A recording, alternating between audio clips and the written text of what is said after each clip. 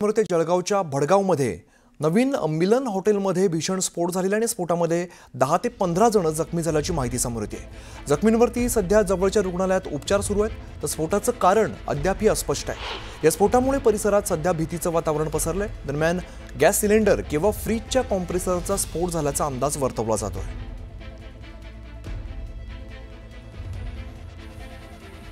तर या स्फोटामध्ये 10 ते 15 जण जखमी झाल्याची माहिती समोर येते। जळगावच्या भडगावामध्ये हा स्फोट झालाय। सध्या या सगळ्या जखमींवरती रुग्णालयात उपचार सुरू आहेत, मात्र हा स्फोट कशामुळे झाला याचं कारण अजून समजू शकलेलं नाहीये।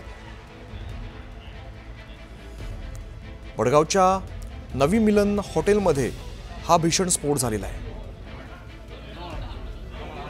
विजय वाघमारे आमचे प्रतिनिधी अधिकची माहिती देतात। विजय, हा स्फोट नेमका कशामुळे झालाय याबद्दलची काय माहिती आहे का, आणि सध्या जखमींवरती कुठे उपचार सुरू आहेत?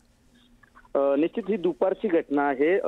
भडगाव शहरातील हे चहासाठी एक प्रसिद्ध हॉटेल आहे, हॉटेल मिलन म्हणून। या ठिकाणी दुपारी अचानक स्फोट झाला।